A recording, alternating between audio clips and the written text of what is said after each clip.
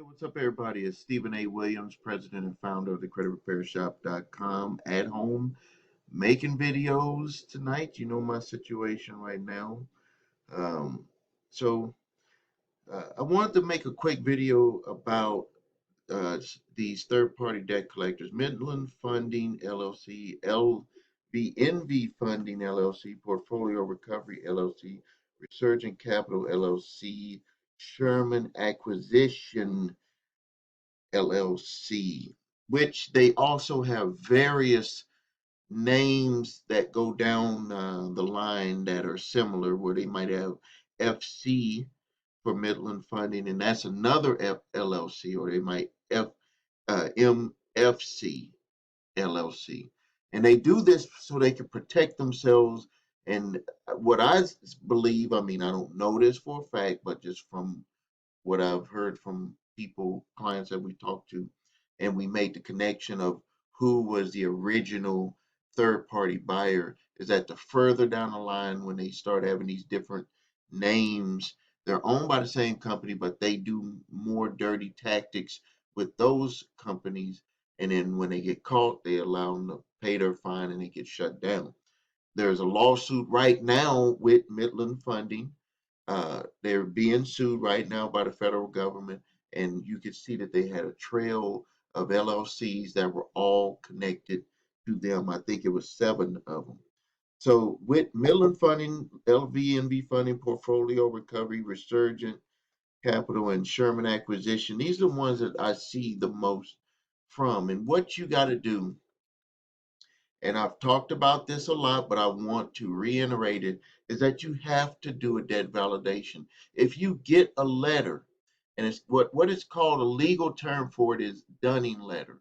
They send you a Dunning letter, and that letter, now this is the way that the perception that they want you to have with that Dunning letter. And actually, from a response from a debt collector, that I just prepared a response to their letter. They responded to our validation, and then I responded to their response for our validation.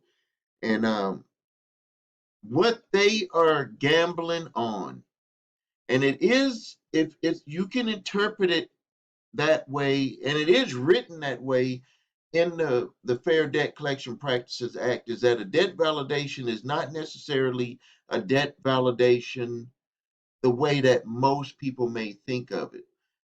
Debt validation to them is, well, it's supposed to be, if this debt is yours, do you want to dispute the whole entire thing or the debt? But what they're starting to do when they get it over to their attorneys and they start to do the lawsuit process, or even when they have it in there and they're making the calls to you and you didn't respond to that 30-day letter, what they're doing is they're just trying to skip over and say you owe that debt, and that even if you do a debt validation, we're not going to honor it because we don't have to, because you didn't dispute the debt during the 30-day process. That's what they are trying to do.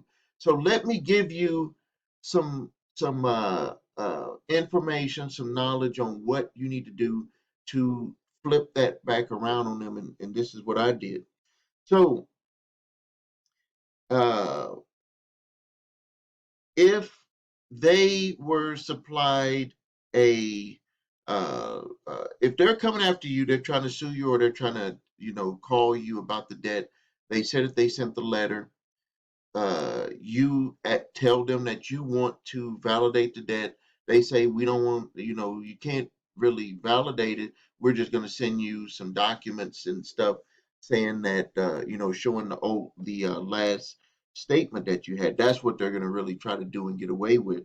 So what you have to do is you have to press hard, that and really kind of hope that you are dealing with a third party collector and they have given it to an attorney, because this strategy will work if that has happened. What you want to do is you want to notify the attorney that you did submit to the third party debt collector and they must have disregarded it.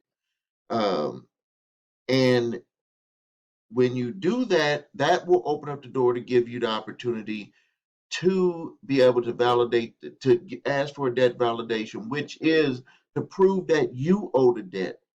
And then if they get all of the information to prove that you owe the debt, then the next step, which is what you should do even at the beginning. So I'll back up. Let me slow down a little bit. My brain gets to spinning because I do this all the time. So some of the times I got to remember that I'm also teaching in these videos. I'm teaching. So let me back up. When you do the debt validation to the third party debt collector, you're putting your points for them to prove that you owe the debt, but you should also throw in there, because it is up to them, to their burden is to prove.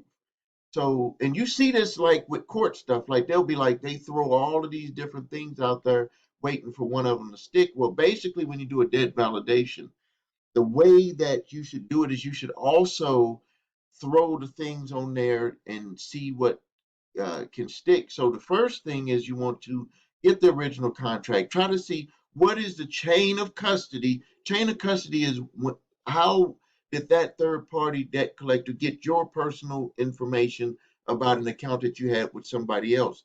They must give you that chain of custody. If they go to court, they have to have that chain of custody, which is an affidavit showing that they bought your account from the original creditor.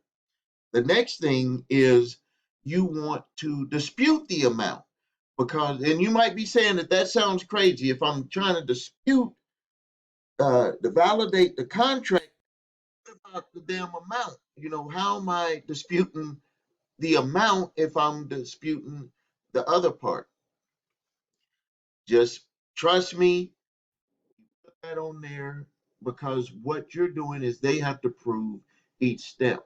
So you say that you want proof that the debt is yours. Next, if they have information that the debt is yours, then they must prove the amount that they claim that you owe. Then the next step is you want them to give you the information on what attorney reviewed everything that they got from the third party debt collector to prove that that information 100% is yours. And that will also trap the attorney that is trying to sue you, if they are trying to sue you or just making the calls to come after you. That's going to hold them down, because they don't want to proceed until they get the information from someone over there that they can blame if something goes wrong. They're going to want to have the name and an affidavit.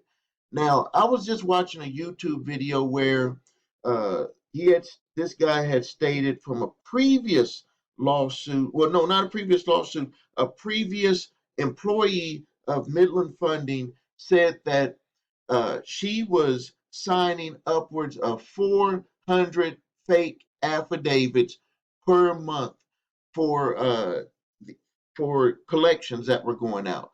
Because if they don't have that affidavit, they can't really move forward, because when a lawyer is going to take you to court, they have to swear to everything on that document to the best of their knowledge is true.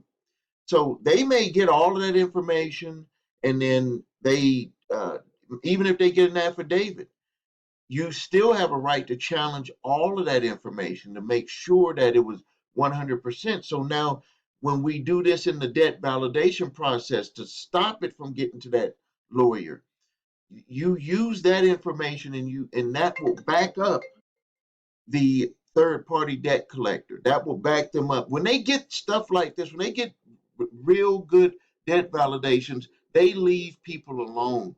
Trust me, they leave people alone. So uh, you want to make sure that, and a lot of times it's not going to be an attorney that does the affidavit. It's going to be just an employee that signed and said that they are, a legal assistant or representative of the collection agency. Now, the next thing is you want to know about the attorney. If I didn't mention that, you want to get the attorney who reviewed the files to make sure that this was a legitimate account to be going after. You get all of that put together in your letter, you're going to be well on your way to success with doing a successful debt validation. So I'm going to end the video here. Please subscribe to my channel. Please ask your questions, post your comments, hit the notification bell so you can get notified of new videos that I have coming out. If you need help with your credit, please visit thecreditrepairshop.com. If you need your credit reports and scores, please go to the3scores.com. And yes, I have free resources, including a debt validation letter with the link posted below this video. Thanks again. This is Stephen A. Williams, President and founder of the CreditRepairShop.com, here making videos from my home office.